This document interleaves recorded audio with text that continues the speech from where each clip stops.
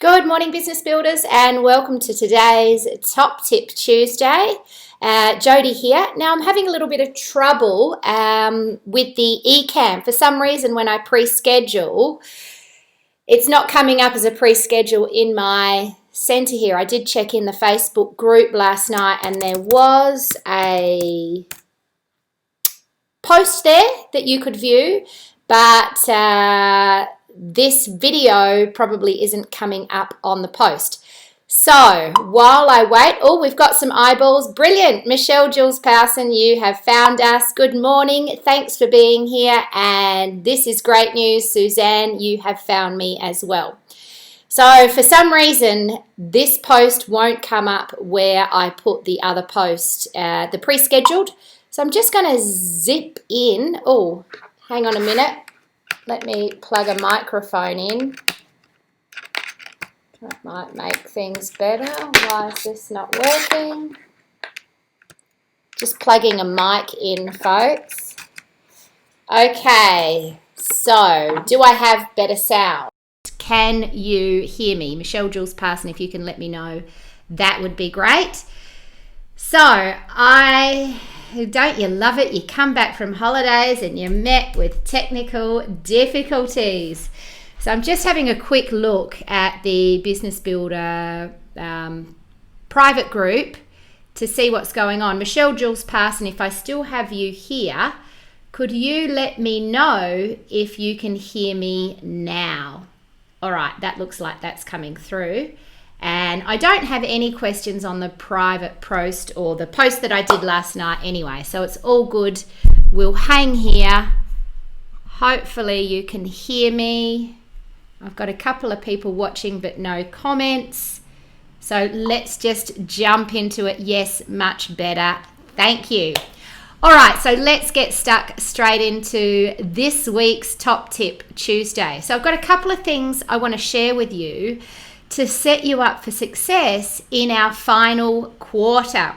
So this is term 4. As you know, for those of you that are regulars in the Lifestyle Business Builder. Hello, Joe. Thanks for the feedback that you can hear me okay. We run on school terms. So we pretty much close down December, January. We kick things off in February with term 1, and then we go through and we do basically 4 terms for the year. Now, next year, I'm going to be introducing some new planning systems to help us get term-by-term projects that will then feed into our big, fat monthly placemat.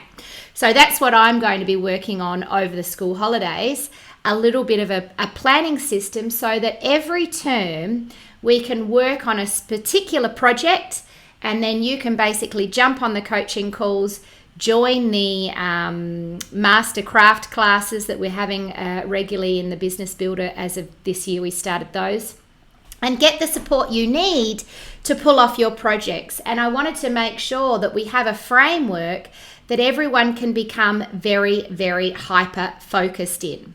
And it's interesting, I've been reading when I say reading, I always mean listening to this book called Clockwork by Mike Migowski.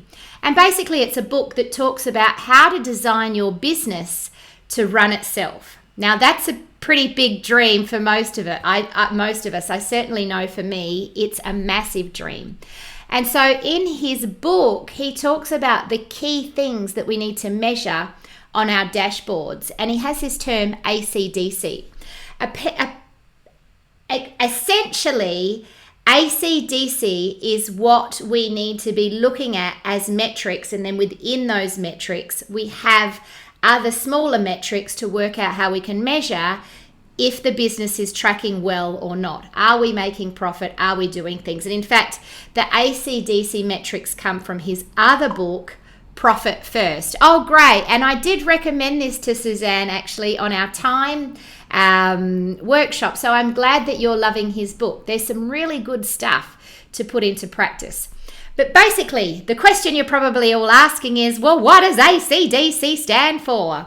So here it is. These are the 4 things. And these are the 4 things that we're going to be looking at potentially building our themed projects around. But anyway, I'm going to sit with that the quarterly term-by-term planning system.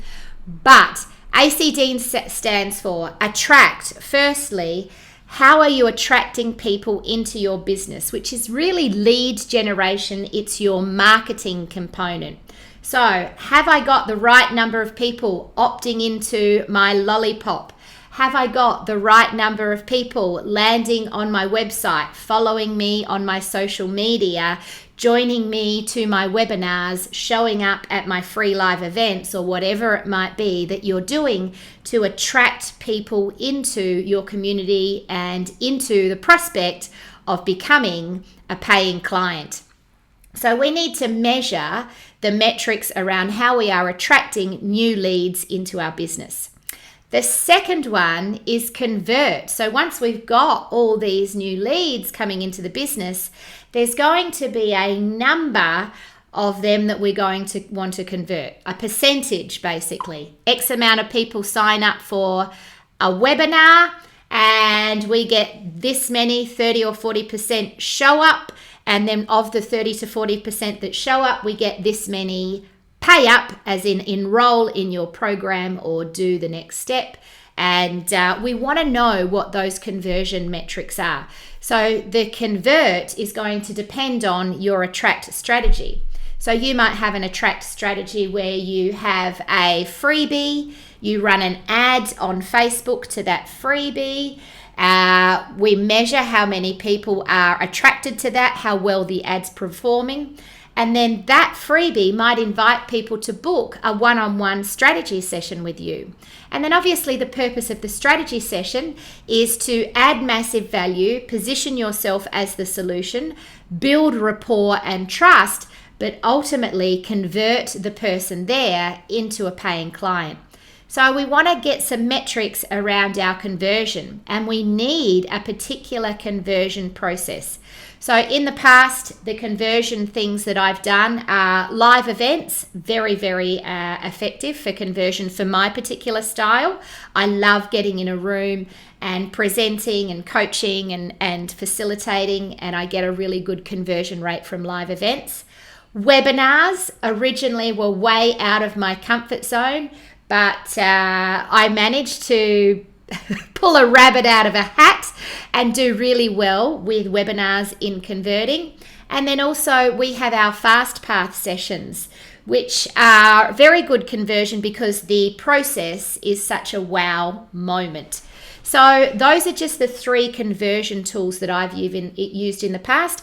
Other people have conversion tools that are much more automated. So it might be a long form sales page or all sorts of things. So again, we need to look at how is my attraction in my business going? How is the conversion tracking? The D stands for delivery.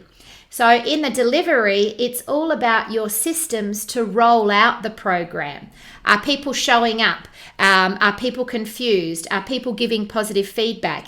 And are people getting the results required because they're doing the stuff that you want them to do? So delivery is a big one. Again, we want to have our measurements around our delivery.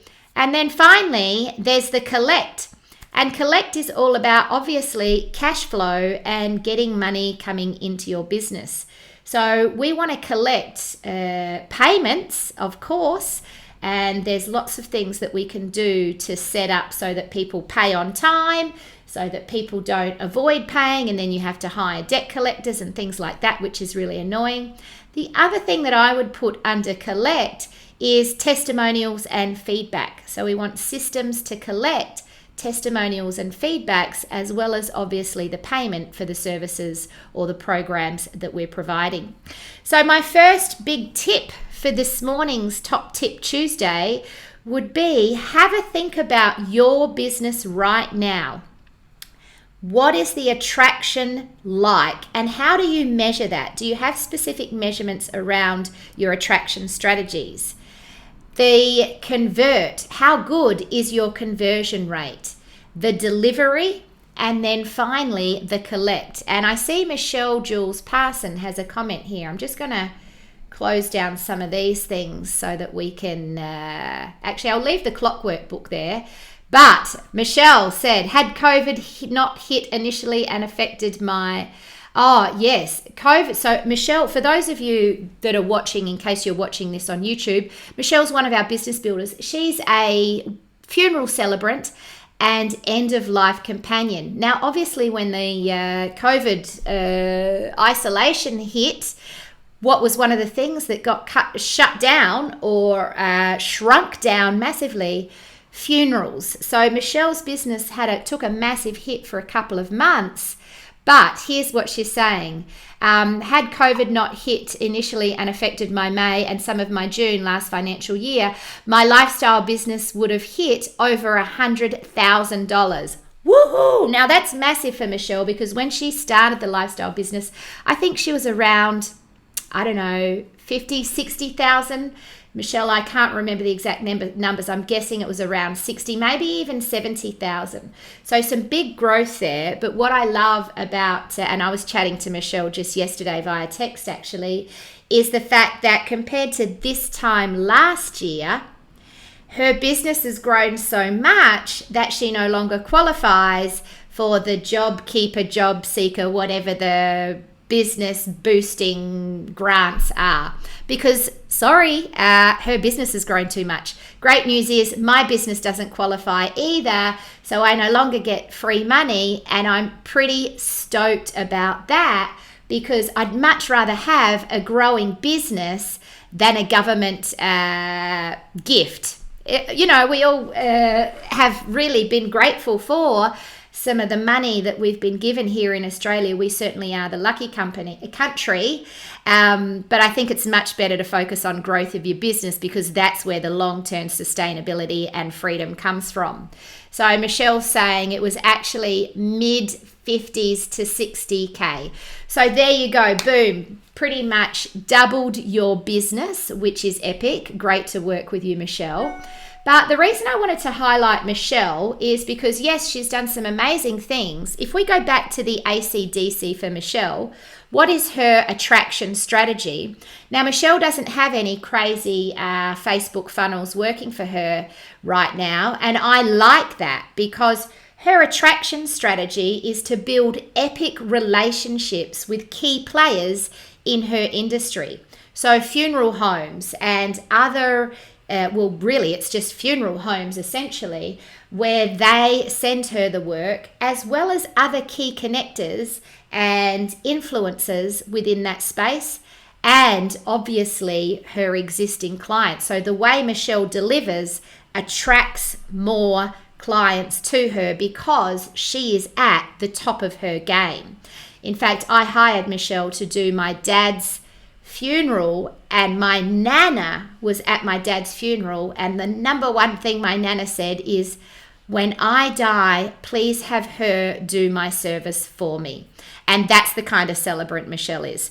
So her attraction strategy, and I wanted to use Michelle, I hope you don't mind, I'm sure you won't, is not about funnels and digital marketing. It doesn't need to be. It's about building epic relationships and valuing those relationships and adding massive value with the key players within her industry. Her conversion strategy, well, again, it's about having a really beautiful conversation with a potential client, and I'm pretty confident that Michelle's conversion rate would be right up there in the high 90s, if not 100% conversion rate, which is exceptionally high. But I'm pretty sure that most of the leads that land in Michelle's lap, she probably turns into actual clients. The delivery, Michelle has a process that's very unique in her industry, where she adds a lot of extra value to how she works with her clients to construct the right service and eulogy. She has a process where she asks her clients a bunch of questions and really works with them hand in hand to design the service in a way that she knows that would be meaningful for the family and the friends, and particularly for the person that the messages and the service is for. So I'll take the Clockwork down now. So delivery is particularly important because delivery is what will send you more and more clients. Michelle says 50% of all my work this week is private requests. Yay! And from families I've helped before. So this is what's really the powerful thing. Remember I was saying Michelle's delivery is actually part of her attraction strategy. 50% of her work is repeat business or referrals from clients that she's worked with before.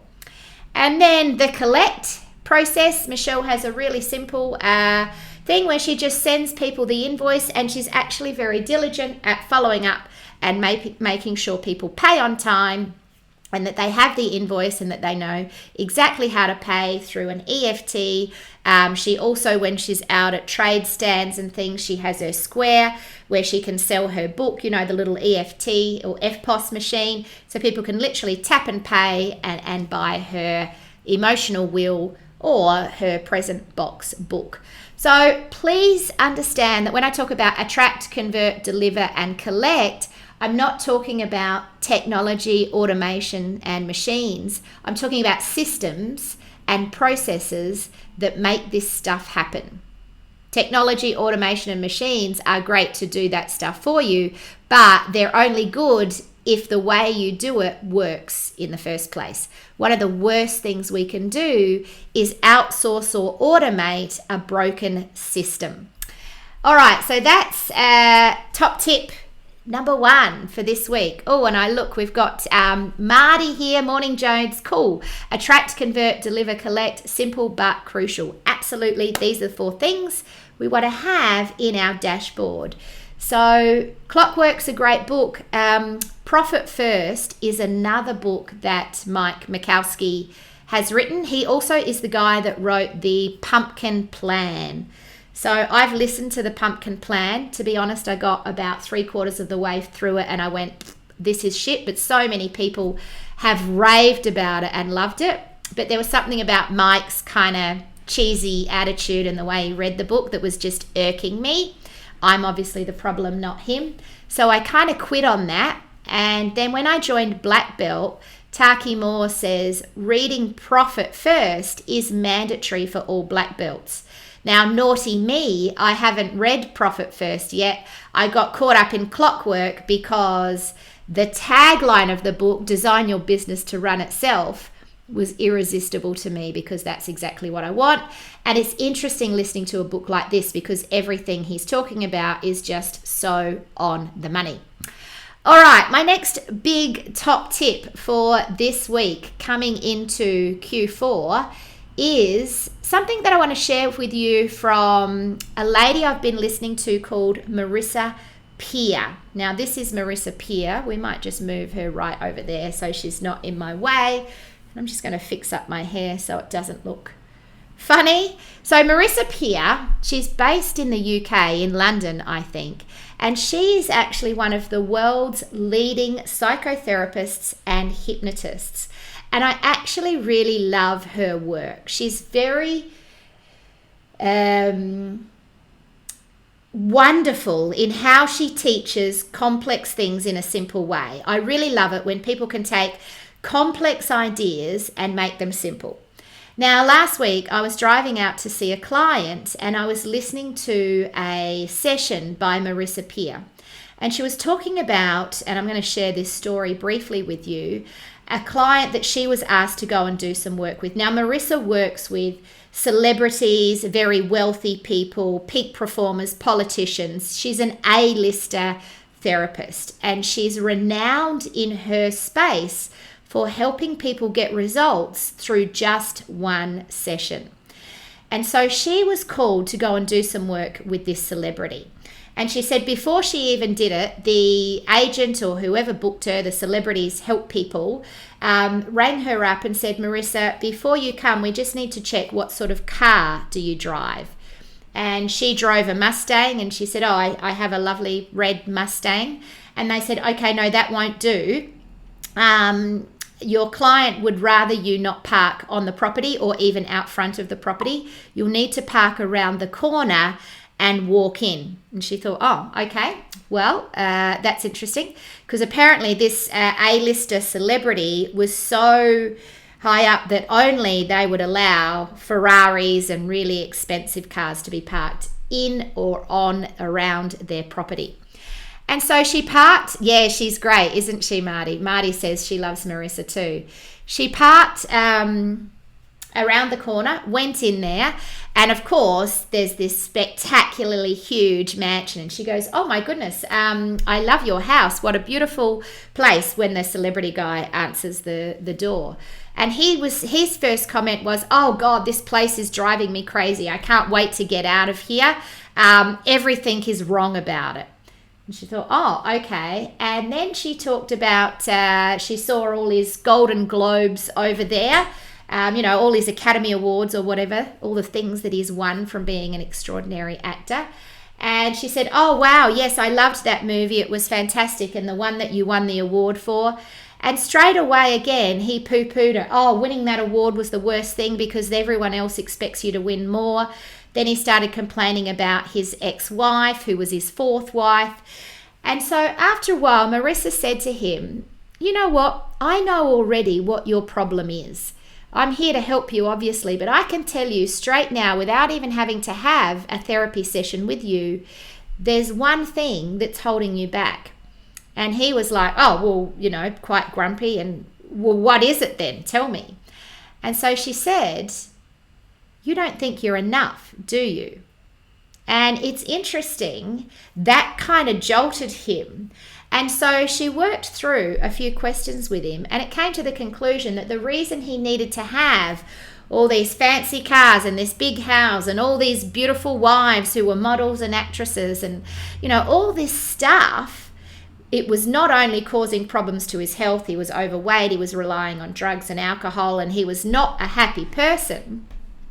All these issues in his life were caused by the one thing that causes so many issues. In fact, Marisa Peer says at the root of every client she's ever worked with, there's this one belief, I'm not enough. They're not usually consciously aware of it. And she says, so I worked with him to let him know he was enough. And the way you do this is by basically saying, I am enough, all day, every day, to yourself. And she even went one step further. And she said, so I got him to write on his mirrors, I am enough. We wrote it on his windows. We put post-it notes up around his house. And we basically put all through the entire place signs to say, I am enough. I am enough. I am enough. And she got him to say it to himself over and over again. And here's the interesting thing. I was driving out to see a client who's incredibly successful, built a multi-million-dollar business at a young age, knows how to make money. But again, my client was a similar situation to this celebrity because he struggles with alcohol, he struggles with food, he's had all sorts of NLP breakthroughs and coaching sessions, and he's seen therapists and PT people and all these different things. And he's still constantly trying to fill in a gap. And so when we got there, I told him about this stuff that I'd learned from Marisa. And I said, it's an interesting story. Who do you think it reminded me of? And he was like, well, clearly me. And I said, well, what do you think? Should we do the I am enough? And he was like, I'm not bloody putting I am enough up in my office. People will think I've gone loopy. So I let it go. And we had a coaching session and we did some planning in his business. And I just kept planting the seed. You are enough. And we were having a bit of fun. And every now and then he would say, I am enough. I am enough. And over about 30 minutes, maybe 45 minutes into our session, you could see the joy that was starting to build up in him from saying those words to himself, I am enough. And so by the end of our session, he got the whiteboard marker. He's got 3 big whiteboards in his office. He wrote, I am enough, I am enough, I am enough. He also has in his office low, those bar fridges, they're filled with beer and alcohol and water and drinks. You know, his office is sort of set up as a bit of an entertainment space, and you know, he's the kind of guy that's got pinball machines in his office and things like that. He's a cool guy. Anyway, he struggles with drinking. He's got alcohol issues. And so I said, you know where I think this really needs to go? You know those 3 glass doors on your fridges down there? Let's do it, shall we? And he jumped up and he was really willing to. So in a very short space of time, he went from, there's no freaking way, Jodie, I'm doing that shit. I'll say it to myself, but I won't write it out on the walls. To then just saying itself to himself through this coaching session, to then actually being willing and eager to write, I am enough, on all of his whiteboards and on the front of his bar fridges in his office. So what's the lesson here, my friends? Well, you are enough. And if you are struggling with thinking like, oh, my business will take off once I've got my piece of paper, or once I've got that extra program, or I've fallen down this extra rabbit hole, or I've bought that shiny new thing, then you are suffering from not feeling like you are already enough. And this is an issue for so many people. So I want to put a challenge out to us all in the Lifestyle Business Builder. I am enough may become your new mantra. And what I love about this, and Marisa Peer explains it beautifully, she says, if we try and give ourselves affirmations of, I am amazing, I am a superstar in my industry, I am a world-class coach, I am an outstanding keynote speaker. If we try and say all of those things, often the little voices will give us some feedback to say, no, you're not. Says who? What makes you think that? But with the I am enough, there's no voice. The unconscious mind struggles to contend that, because at the root of it all, we are all enough. The truth is, we were born enough. Right now where you are enough. So Joe's saying, I love the I am enough story. I'm writing on my whiteboard now. That's brilliant, Joe. I'm so glad to hear it. And I've been saying it to myself regularly all day, every day. And I tell you what, it's a beautiful thing. Even Marisa Peer says in her house, she has I am enough symbology everywhere. She'll have a candle that's got I am enough written on it. She has little plaques. She even has a jewelry bracelet. And it's just these beautiful little pieces of I am enough all throughout her entire home. So, top tip number 1, ACDC. Check out your attraction, conversion, delivery, and collection metrics. What do we need to do this quarter to boost those? And which one do you want to focus on the most for the next quarter? Top tip number 2, I am enough. Say that to yourself. Write it up. Put it on the vision board. Put it on the whiteboard. Put it on your mirror. Put it everywhere you can possibly imagine. And just embrace the fact that you are enough right now, and watch that allow your business to grow. And the third and final tip that I wanted to bring to the table is a really quick one. Is basically for the final quarter, show up in every way possible. Say to yourself, I am enough, and get ready to go all in. You know, a lot of the times people slow down at the end of the year and they think, okay, now I'll start to slow down and get ready to restart, kickstart everything in the new year. Our best performing months are in this final quarter. In October, November, and December, you can make more money than any other months. But you got to show up, you got to go all in. So I want you to embrace the final quarter, knowing that it can be the quarter where your business literally explodes and you make more money than you've ever made before in business. Let's go into it with that mindset. Let's show up on the coaching calls. Let's get the plans in place, and let's do whatever it takes for you to actually finish 2020 on a big, beautiful bang. All right, that is time. I want to say thanks very much for tuning in. Remember, coaching call 10 a.m. Adelaide time. Hope to see you on there. Really excited about getting back into building your businesses with you. That's it for me. See you soon. Bye-bye.